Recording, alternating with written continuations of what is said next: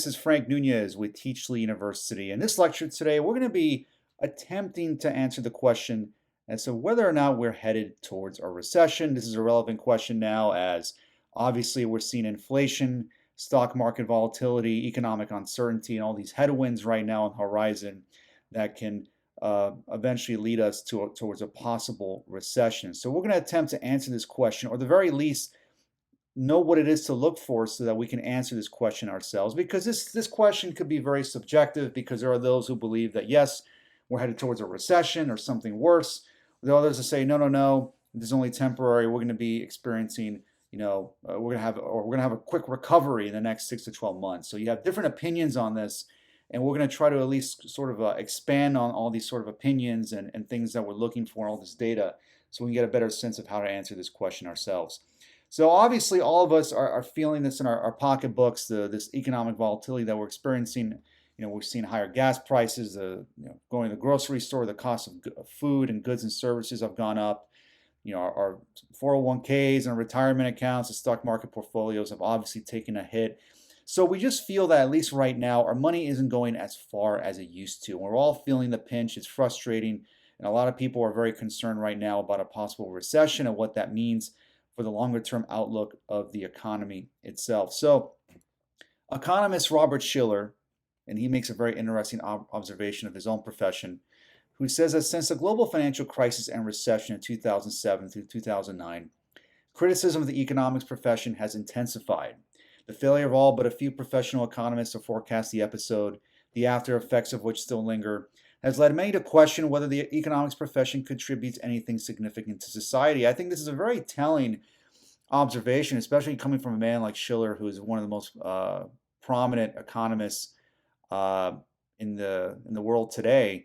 And for him to come up with this sort of observation that really his own profession, pretty much he's questioning its role or its value in society, I think is very telling, because I think the reason why he came to this conclusion is because there's all these economists and so-called financial professionals and pundits who try to predict what's going to happen in the future. And I recall back prior to 2007 or 2008, prior to the 2008 financial crisis, when I was an undergrad in finance, where all these economists were saying, oh no, the economy is going to continue to grow, the housing market is robust, home prices are going to continue to go up. And I think even Ben Bernanke, who was the Fed chairman at the time, said that there was no problems in the housing market, or there wasn't nothing really to be concerned about. Of course, we all know what happened. The housing market imploded because of these exotic adjustable rate mortgages that were packaged into these mortgage-backed securities that financial institutions invested in. Again, that's a different lecture for another day. But long story short, the economy imploded, and all this economic destruction, that we felt, just obliterated so many people's jobs and net worth, and so many people lost their homes. It was just really a very challenging time that many of us experienced who were old enough to remember, the 2008 financial crisis. And it was really a period that I think we're still feeling to this day, because we're still feeling the effects of the crisis, and really the policies that were put in place to sort of deal and mitigate that, I think we're still feeling today. But in any case, we could see that trying to predict an outcome, or trying to predict what's going to happen in the future, is really a slippery slope. It's very difficult to do. But at least we're going to try to analyze some data and some things we can look at that can help us determine what's going to happen in the economy in the long term. So what is then a recession? So this is a definition from Investopedia, where it defines a recession as a macroeconomic term that refers to a significant decline in general economic activity in a designated region, and have been typically recognized as 2 consecutive quarters of economic decline as reflected by GDP. GDP is the market value of all the goods and services produced in the economy. So obviously the higher GDP growth, that means more production, more innovation, more jobs, higher income, etc. So the higher GDP growth, the better. So in conjunction with monthly indicators such as a rise in unemployment. However, the National Bureau of Economic Research, which officially declares recessions, says the 2 consecutive quarters of decline in real GDP are not how it is defined anymore. The NBER defines a recession as a significant decline in economic activity spread across the economy, lasting more than a few months, normally visible in real GDP, real income, employment, industrial production, and wholesale retail sales. So The NBER sort of moved the goalpost when it comes to defining what a recession actually is. So it simply goes beyond just negative GDP growth. We have to look at the economy as a whole, such as real income, the unemployment rate, industrial production of goods and services, and retail sales. We have to look at the entire picture of what's going on in the economy to see, to determine whether or not we're actually headed for a recession. So when it comes to GDP growth, what is really concerning a lot of people is you look at for the past several quarters, we had pretty strong GDP growth, especially in the fourth quarter of last year, where GDP growth was at about 6.3%. But then the first quarter of 2022, we saw it drop off precipitously, where GDP growth is about 1.6%. So a huge drop in GDP. And we could see that the reason we saw this is because of the supply chain issues, inflation, also the war in Ukraine, its effects of that, how that shocked global markets. So we can see how this big drop in GDP growth is what's concerning a lot of economists, that if we continue to see this, and I think there's a prediction now that in the second quarter of this year, we're going to see even worse GDP growth, that's going to signal that we're headed towards a recession. Again, it's unsure yet where we're going to be in terms of GDP growth.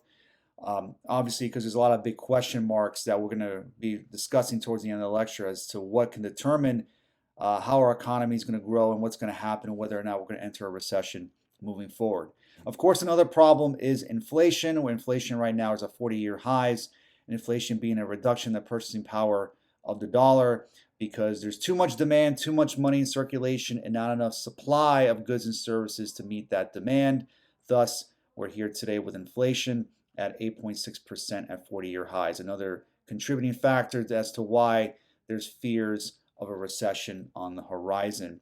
But there is good news. The jobs report, literally as of making this lecture, the unemployment rate right now is at 3.6%, with a healthy gain in employment in the new jobs report. So showing that for the most part, employers are still hiring, and that we've gained significant ground from the jobs lost from the COVID shutdown. So clearly, employers are confident enough to continue to hire people, as there's still strong demand for goods and services. So again, a pretty healthy sign for the most part that the jobs market is really ignoring sort of these recession fears that we're seeing right now. And some other good indicators is that, for example, with oil and gas, we've seen oil and gas prices drop, obviously, because one of the reasons is that demand has been reduced as people are cutting back from spending, especially on gas. As a result, this reduced demand has forced a drop in the price of crude oil. So we're seeing a drop in gas prices right now. Is that going to be short-lived, though? Are we going to see a spike again in gas prices? That, again, remains to be seen. But right now, we're seeing a drop in gas prices, that we can see here. Also, with commodities such as wheat and corn, the big fear was that with the war in Ukraine, it was going to really jack up the price of wheat and corn, since Ukraine is sort of the breadbasket of Europe, as they're a big agricultural center. But we're seeing now that also commodity prices have gone down, signaling that there's reduced demand, but that prices are going down, and that we're perhaps not going to see this sort of agricultural crisis or this food crunch that so many economists have been concerned about as a result of rising prices. So hopefully this is a sign that also inflation has peaked, and that it's abating a bit as a result of what the Federal Reserve is doing to combat inflation. So what are the four then potential outcomes that we could see in the next 6 to 12 months? One outcome, obviously, is that we're going to experience a recession, where we're just going to see several consecutive quarters of negative GDP growth. We're going to see higher unemployment. We're going to see stock market volatility, where the stock market is really going to see significant declines. And it's just, there's anemic economic growth, and to the point where we're just going to be in a recession. The other outcome is a depression, where we just see the economy implode, extremely high unemployment, the stock market crashes, very negative GDP growth, the economy just grinds to a halt completely. There's nothing to indicate, however, that we're headed towards that direction yet. Of course, things could change, and of course there are concerns, but I don't think there's anybody discussing that we're going to be entering a depression. But of course, economics is a dismal science, as you could see. So, again, it's hard to predict what can potentially happen in the future, but there's nothing necessarily indicating that we're going to be in a depressionary situation. Then, of course, there's stagflation, Where stagflation, we're sort of in the middle. We're not necessarily in a recession, but we're not experiencing strong economic growth. And I would argue, and to be, if I were a betting man and I go, if I'm going to make a prediction, I would argue that we're going to be experiencing more stagflation than anything else because, yes, we'll experience some economic growth. We'll see strong employment numbers, and obviously we'll see some economic growth. But with inflation, with the supply chain issues, we're not going to be experiencing the kind of growth where it's going to be robust, where that leads to the next outcome, which is that we can be experiencing a very robust economic recovery within the next few months, which is also, that is the best case scenario. That is what everyone is hoping for, that inflation can subside and that ultimately we can experience a quick economic recovery. And that's what we're hoping for. I think everyone is, for that matter. So what is it to look out for? What can determine whether or not we enter a recession and experience economic growth? So obviously GDP growth is one thing to look out for.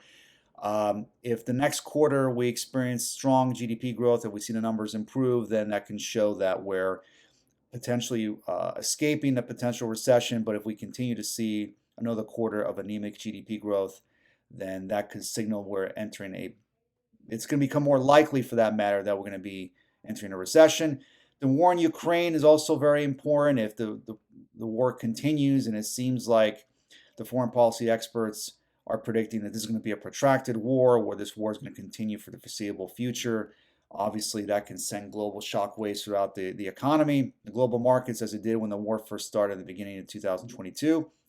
The midterms also are important because obviously there are political implications. The fears of recession is a political hot button issue that both political parties are arguing for, and then they're kind of debating as to who's really responsible and how can we get out of this situation and so on and so forth. And again, not to get political here because everyone has very strong political views, which is why the midterms are going to play an important role in what happens and whether or not we enter a recession and what's going to happen in the future. Of course, inflation. If inflation subsides, it seems like there's some indicators right now with the reduction in commodity prices, especially in oil and gas, that hopefully inflation is beginning to subside. If that happens, then that could be a good indicator that perhaps where we may avoid a recession. The supply chain issue is another thing to look out for. Obviously, there's still supply chain problems where companies are having a hard time hiring people, producing goods and services, and manufacturing. And especially what's going on in China with lockdowns. China seems to be going in and out of lockdowns because of COVID.